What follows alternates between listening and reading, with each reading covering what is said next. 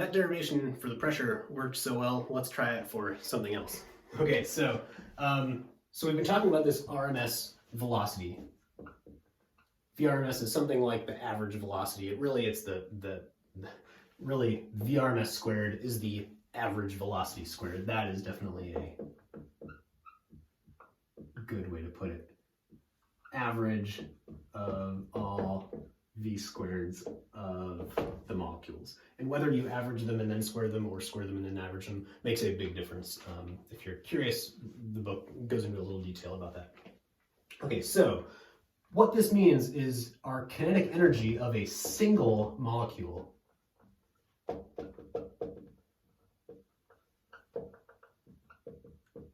well, we know the kinetic energy of any object with mass is 1/2 mv squared.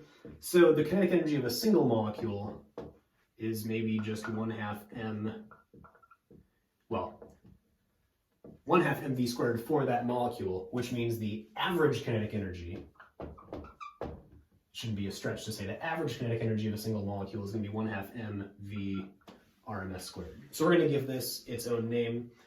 So that is epsilon average. So epsilon is our single molecule energy, to distinguish it from big E, total everything, macroscopic energy.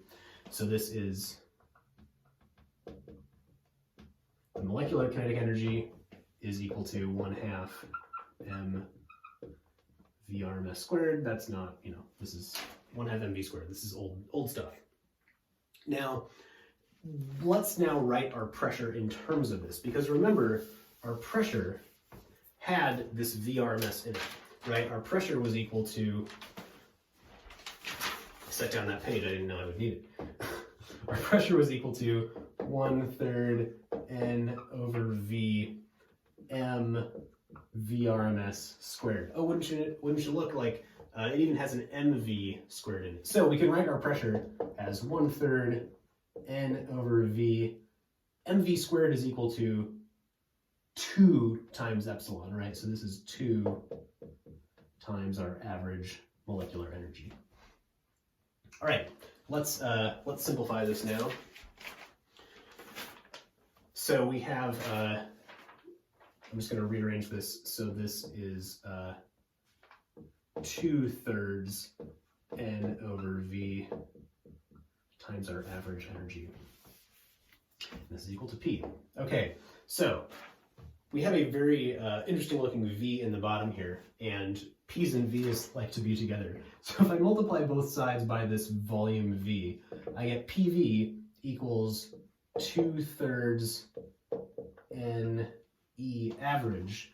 And we're talking about the molecules in a gas, so we already know what PV equals if we allow ourselves to step into macroscopic variables for a moment, right? The ideal gas law says PV equals nRT, so that means 2/3 NE average is also equal to N,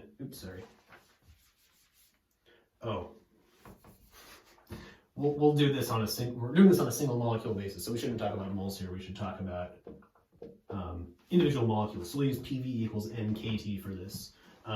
So 2/3 N times E is equal to NKT from the ideal gas law. And now both of these have our number of molecules in this, talking about the whole gas. So we can cancel that out and look at what's going on for a single molecule, right? So we get 2/3 E average equals KT, or solving this for our energy, we get that the average kinetic energy for a single molecule is equal to 3/2 KT. And if we're being careful, because we only started with this epsilon was equal to 1/2 mv squared, this energy only accounts for the translational energy, right? We still could have molecules that are rotating or vibrating. This doesn't include any of that. This is just the translational kinetic energy of a single molecule. And I guess I should say the average. Okay, a lot of qualifiers there, but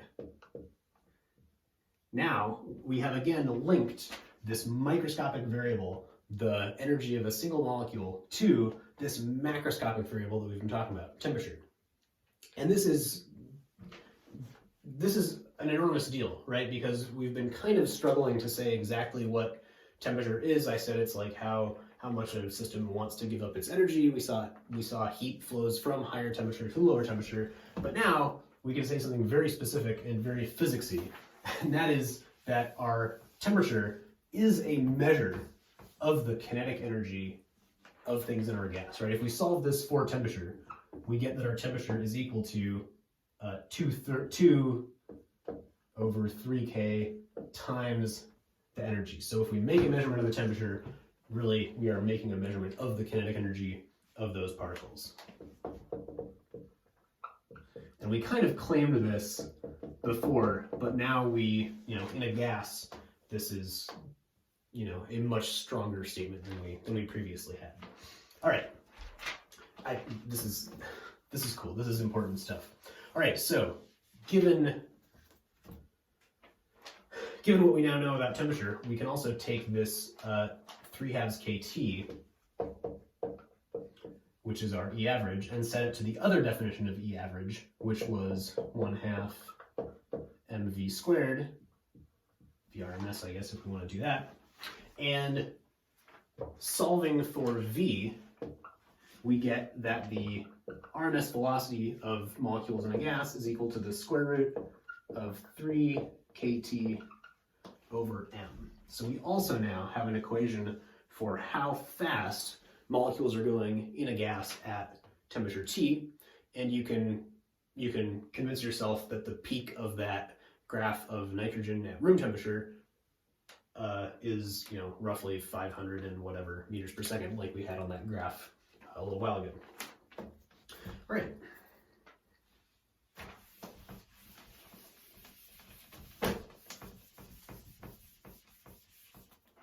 Going to another macroscopic variable we've talked about, that is the thermal energy, which sometimes I had just written as E because I'm lazy.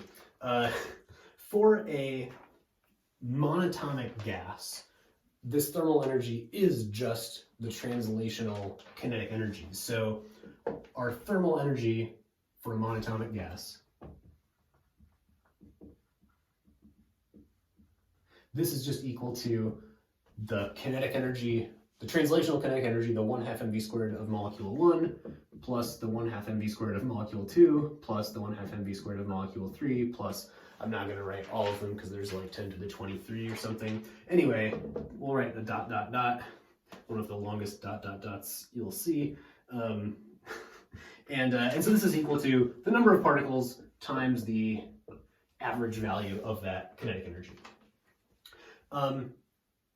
So we know that this average kinetic energy is equal to 3/2 kT, right? That's what we just saw. And so our thermal energy is equal to 3/2 n kT. Again, this is for monatomic gases, or if we wanted to put this in terms of moles now, 3/2 n RT.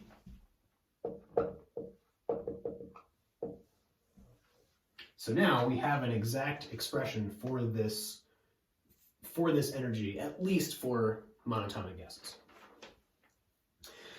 Now, a couple more extensions of this. This is cool stuff.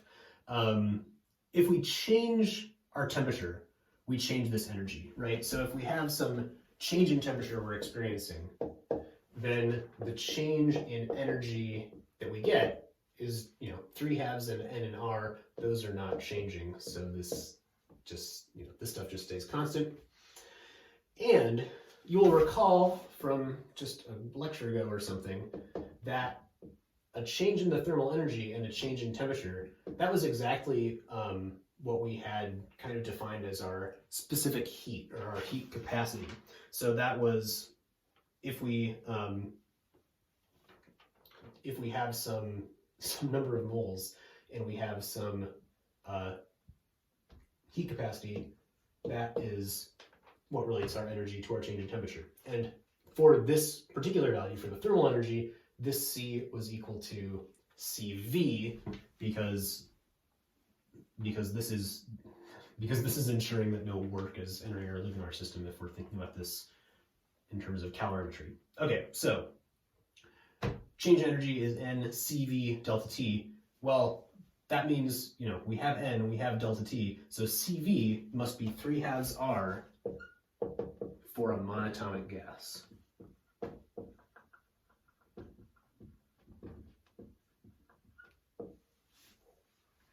Three halves R, if we plug in for SI units, that's approximately equal to 12.5 joules per mole Kelvin. And if you look up the molar heat capacities of the monatomic gases, neon, helium, I almost said hydrogen, argon, you'll find that they have heat capacities very, very, very close to this. At least as far as values I could find, they're definitely less than 1% away from this value. So this, thinking about this microscopically and getting these macroscopic heat capacity variables out, that's a pretty big success of this kinetic theory of gases. Now this only works for monatomic gases, again, because there are no other places for this energy to go. If we were talking about diatomic gases, we could have rotation of the molecules, we could have vibration of the molecules too, and then adding energy to our system, might not result in as big a temperature change because we're not changing that kinetic energy as much if there are other places that this energy can go. More on that later, but I'm just explaining why this only works for monatomic gases. All right, the last thing I want to do with this is related to something we did earlier this week, which was talking about our heat capacity ratio gamma. So remember, this was defined as the ratio of Cp to Cv, and this showed up in our adiabatic expression that was like PV to the gamma is constant for adiabatic processes. That was why this was a useful thing to know. So we know what Cv is, and we showed before that Cp is equal to Cv plus R. So if Cv equals 3/2 R, 3/2 R plus R is equal to 5/2 R. So 1.5 plus 1 equals 2.5. So in figuring out Cp, in figuring out Cv, we also know Cp for a monatomic gas, but even more importantly, we know this ratio. So now this ratio is equal to 5/2 over 3/2, which is equal to 5/3, which is what I said in that video, if you'll remember, which is approximately equal to 1.67. So if you look at what this ratio is for monatomic gases, you also see that this ratio is very close to 1.67 as predicted.